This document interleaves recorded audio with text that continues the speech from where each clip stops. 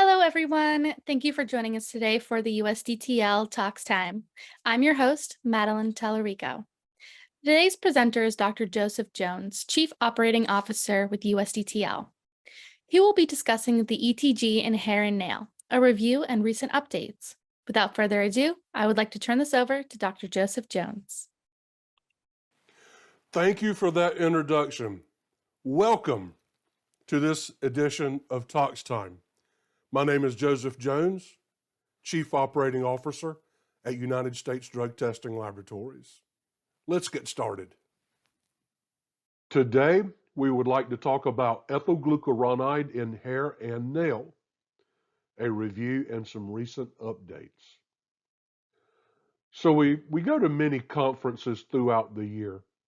And one of the things that has really struck me as interesting is that alcohol is by far the biggest issue that we have with a substance use disorder, not just in this country, but globally. But it's talked, unless you're at an alcohol specific conference, it's spoken much less frequently than the other drugs. However, if we look at just American data, we have 15.3 million people with an alcohol use disorder only, and 1.9 million have a drug use disorder, and that's all other drugs besides alcohol, and we have 2.3 million that have both. So by and large, many more people have an issue with alcohol use disorder than they do all the other drugs put together, even in the throes of this opioid epidemic. And this cartoon on the right was presented at a conference this past summer, and it resonated with me because I'm right there in the room and no one even acknowledges me, says the elephant in the room. So today we're going to talk about ethyl glucuronide. And so what is ethyl glucuronide and why is it important? Ethyl glucuronide is a long-term ethanol biomarker. It's a non-oxidative metabolite of ethanol, and it accumulates in a variety of fluids and tissues, including urine, hair, nails, and for the newborn side, umbilical cord. The ethanol that is consumed is metabolized by UDP glucurontransferase, and that's called a phase 2 metabolite or phase 2 metabolism, and it forms ethyl glucuronide, and once it's formed, has a half-life of 2 to 3 hours. This is way longer than detecting ethanol itself, and it is a direct ethanol biomarker. What do I mean by that? In the red circle, you can see the ethanol itself incorporated into this larger ethyl glucuronide molecule. That is what is meant by a direct marker. An indirect marker would be something that measures the damage done by alcohol, such as MCV. That is a measure of some damage that has been done by alcohol, which is not as specific because that damage could be from a number of other things other than alcohol. When this first came out, and EtG in urine was the first assay to really get to market, in a couple of markets that were very behind the 8 ball as far as monitoring alcohol consumption, a lot of the professional wellness programs where people were being directed towards treatment for a variety of substance use disorders like hydrocodone, oxycodone, etc. And underlying all of this was an alcohol use disorder. And in many instances, it was not discovered.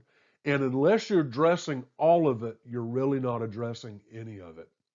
And so in the early 2000s, when EtG in urine came on board, it was like a huge improvement for what we were using prior to that, which was testing for ethanol itself, which has a detection window of hours, and self-report, which in these environments has very little value. It's very sensitive. We could pick up single drinks. We could pick up single binges for a long period of time. And so everything was really good until it wasn't so good. So while it picks up single drinks and binges, unintentional ingestion, we discovered the hard way that, yeah, you don't have to intentionally ingest alcohol in order to have a positive EtG in urine. So we went through several years with a controversy about the cutoff. Is it 100? Is it 500? Is it 1500? Is it 2000?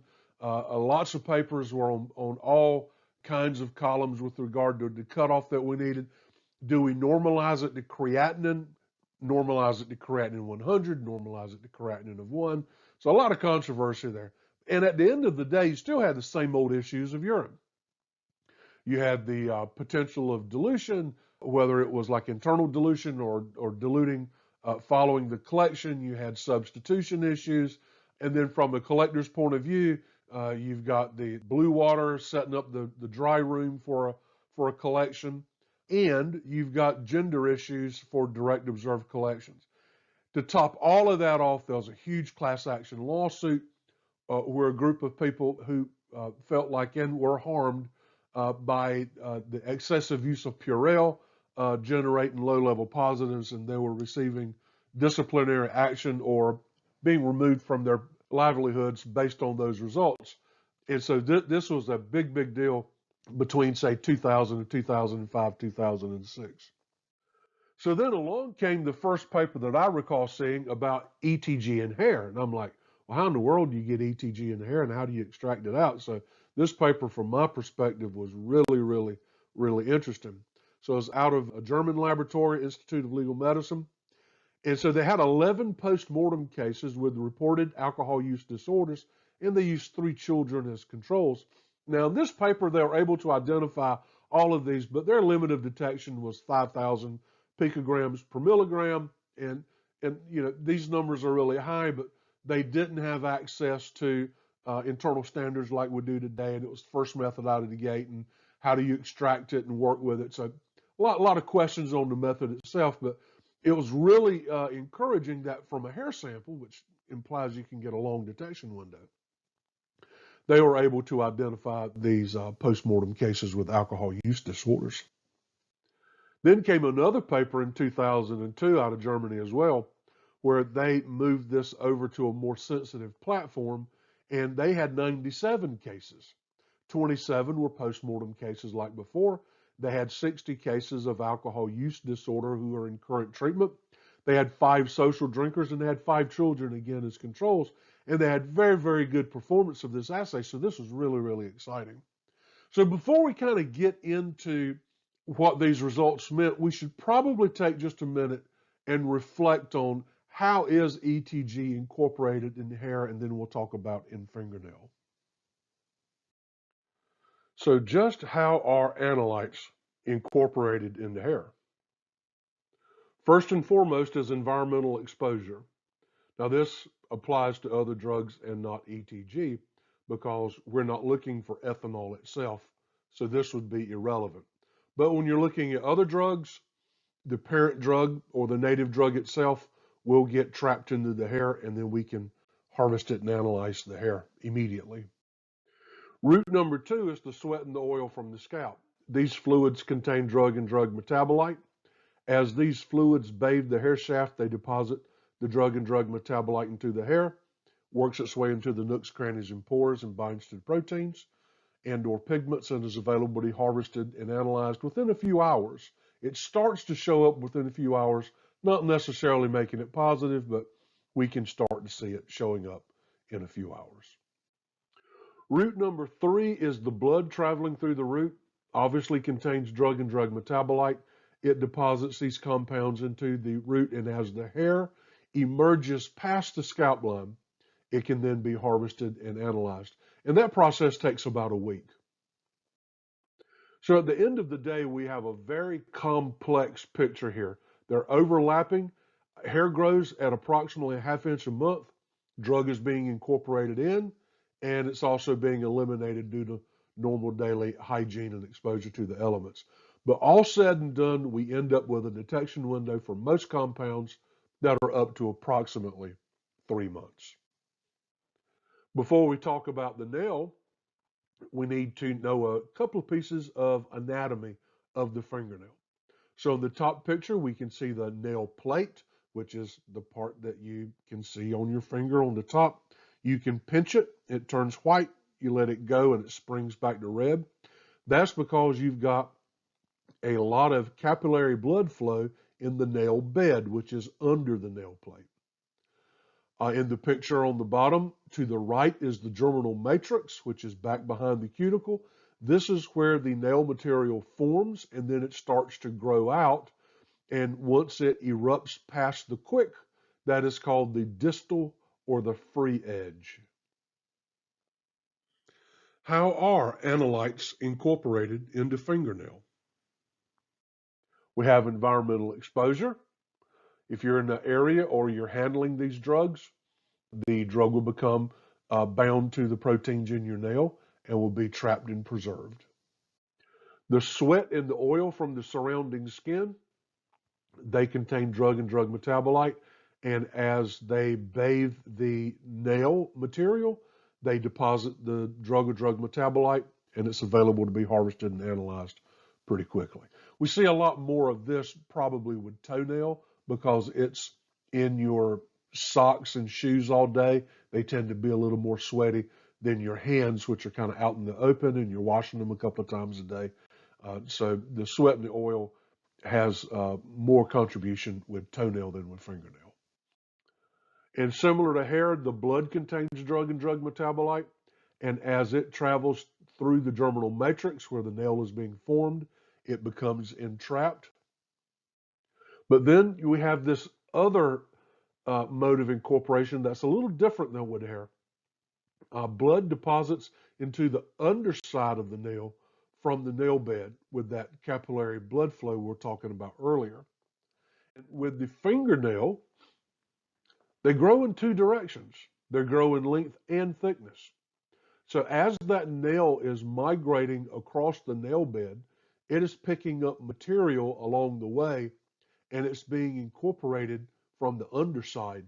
So when we get to the free edge or the distal edge and do it and prepare a clipping for testing, we have a history of the entire trip across the nail bed. And for fingernails, that's up to approximately 3 to 6 months. So a really long detection window potential. So as with hair, these modes of incorporation are superimposed and it's a complex picture. Fingernail has a growth rate of approximately 3 millimeters per month. Therefore, a clipping gathered at the tip of the finger represents approximately 3 to 6 months of growth and therefore brackets the detection window. A nail is approximately 4 times thicker than the average hair. This means that an analyte that has become entrapped in the nail is going to be more protected from the environment than it would be entrapped in the hair. And this leads to slightly higher concentrations and also a little longer detection window and increased sensitivity reflected in the positivity rates. Now that we've reviewed how drugs and drug metabolites are incorporated into hair and nail, and before we take a look into literature on EtG in hair and nail, if you could please answer a quick poll question for us. Have your clients inquired about testing for EtG in hair or nail? Thank you. And so now let's take a look at some important papers from the literature. Early on, there was no clear guidance or data to show exactly what cutoff should be used. And it was also unknown whether or not EtG in hair or the detection thereof would be a reliable, consistent marker for chronic consumption. So this group from Italy published this paper back in 2006, taking a look at those questions. So they recruited 21 patients that all had an alcohol use disorder. They captured them at the time that they were entering treatment. They collected hair samples during intake, and they asked the patients to fill out a questionnaire. And here are the findings for the 21 patients. We can see that their results ranged from the cutoff all the way up to a little over 400. Displaying the results in the box and whisker plot allows us to better visualize the range of results that they achieved in their study. The median of these analyses was 39.3, with interquartile ranges going from 15.5 up to 81.8. This data was influential in establishing the Society of Hair Testing cutoff of 30 picograms per milligram, which is noted here with the red line. A little later, another paper was executed by a group from Scandinavia, and they had 44 participants. 14 of them were drinkers, 18 of them were teetotalers. There were females were given 1 standard drink per day, and males were given 2 standard drinks per day, and they did this for 3 months. Their lower limit of quantitation was 2 picograms per milligram, way lower than that 5,000 number that we started out with 12 years earlier. And so here are their results. So we'll start at the bottom here. Out of their teetotalers, 20 of them were negative, and 2 they found trace amounts of EtG. For the females that were having 1 drink per day for 3 months, 8 of them were negative, and 5 had trace amounts, but only 1 was positive above their 2 limit of quantitation. And for that sample, they found 3 picograms per milligram. For the men drinking 2 drinks a day, or 32 grams of ethanol, 1 of those was negative, 2 they found trace amounts, and on 4 of those patients, they found EtG above their cutoff of 2 picograms per milligram. And those results ranged from 5 up to 11 picograms per milligram. Now, do keep in mind that the cutoff that our laboratory uses is 20 picograms per milligram, and the cutoff suggested by the Society of Hair Testing to pick up chronic excessive drinking is 30 picograms per milligram. These papers and other like them were very influential in allowing the Society of Hair Testing to disseminate their consensus statement about EtG in hair testing, and specifically statement 4.3.1, a concentration greater than or equal to 30 picograms per milligram EtG in the proximal head hair, which is the segment closest to the scalp, with a length of 3 centimeters up to 6 centimeters, strongly suggest chronic excessive alcohol consumption.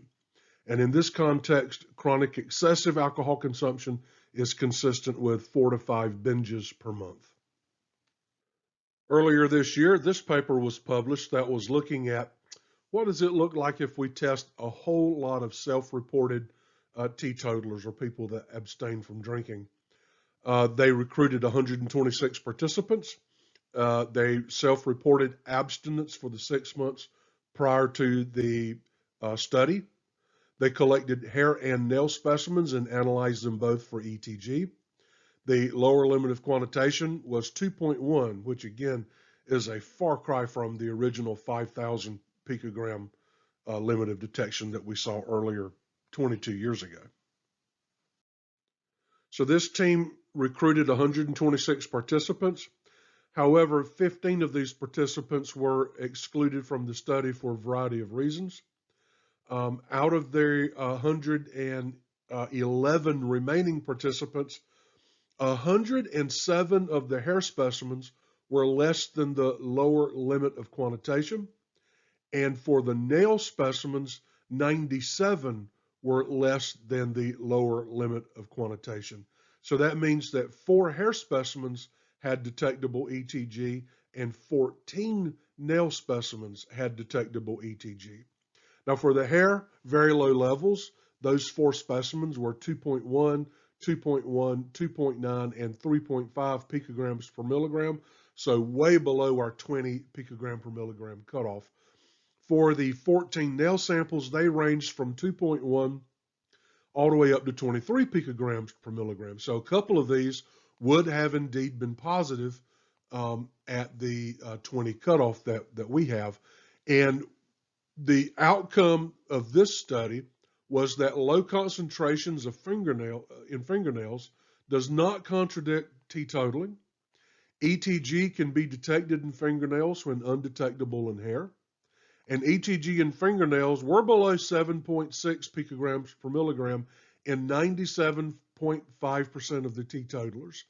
And what they're driving home there is that when you're doing large studies like this, you can expect there to be some specimens where either through deceit or recall bias, we did not get an accurate report of abstinence. However, with nail, we should be aware that samples just above the cutoff of 20 does not necessarily mean that the person was drinking problematically. So what trends are we seeing here at USDTL? So first, let's take a look at the positivity rates in hair and nail over the last couple of years. So on this chart on the left, we have the positivity rate, and on the bottom, we have the quarter of the year that is being analyzed. When we look at the hair using the blue squares, we can see that the positivity rates range from the mid 8% all the way up to almost 13% depending on the quarter in the year, and that there's been a slight trend upwards over the past few years, which is not surprising with all that we're hearing about the ramifications of COVID on our population. When we overlay the nail positivity results, we see that we get a few more positives with nail than we do with hair, as we would expect considering the last paper that we just reviewed. Not every quarter, but we do a lot fewer nails than we do hair, and so a few extra positives or a few extra negatives can produce a wider swing in positivity rate than the hair, which is generally a little more constant. So taking a look at how much EtG we find in head and hair, starting on the left, we have head hair and a box and whisker plot of all of the positives for this year to date. We see that the median concentration is 62, and that's the line that is split in the blue box there. That's the median. So the median means that half of the results were higher than 62 and half of the results were less than 62. Not necessarily the average result. For these types of analyses, the means and the medians typically are a little different, and we should go with the median when analyzing this.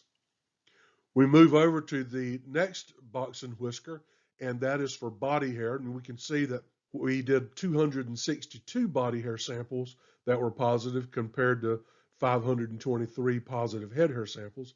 But again, the median, it was up, but just a little bit to 63, which is consistent, being that body hair tends to be a little coarser than head hair, and we would expect it to be a little higher, but we can see that it's not much higher.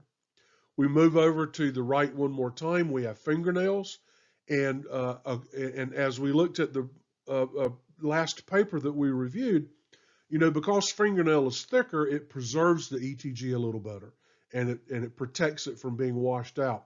So we can see that the median, so not only is the positivity rate a little higher with the fingernail, we can see that the median is at 77.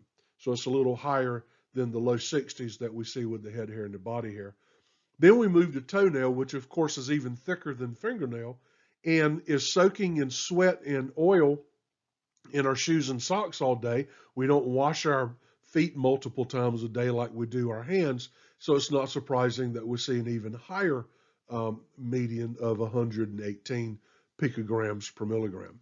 So these results are handy to look at when you're evaluating your participant and you get your result back. You can sort of place your result in these box and whisker plots and get an idea of how the story or the self-report may or may not be matching up with the result. So in conclusion, hair EtG is an effective monitoring tool, especially when you couple it with other specimen types to fill in the gaps. Nail is a suitable alternative, especially when you have situations where you have obviously cosmetically treated hair or in situations where there just is not enough hair to collect. Nail is slightly more sensitive than hair with regard to ETG, and we find that the ETG concentrations in nail are a little higher than what we find in hair. Here at USDTL, we are on a mission to make a difference. Our clients have told us that they appreciate all of the infographics, poster, and news articles that we have on our website. Please feel free to go to USDTL.com and pull down these resources and share them with your colleagues or your clients. They're free for your use. You may also be wondering about if you're set up to do ETG testing. Please feel free to call our client services at the number below and ask them what testing options are available to you. If you need to know how to order the test, client services will be certainly happy to walk you through that process. And if you're not set up to send samples to USDTL, please email adultandchild at USDTL, and they would be very excited to help set up an account with us to send samples to USDTL. So I thank you for your time and attention today. Subscribe to our channel and visit our website for more information.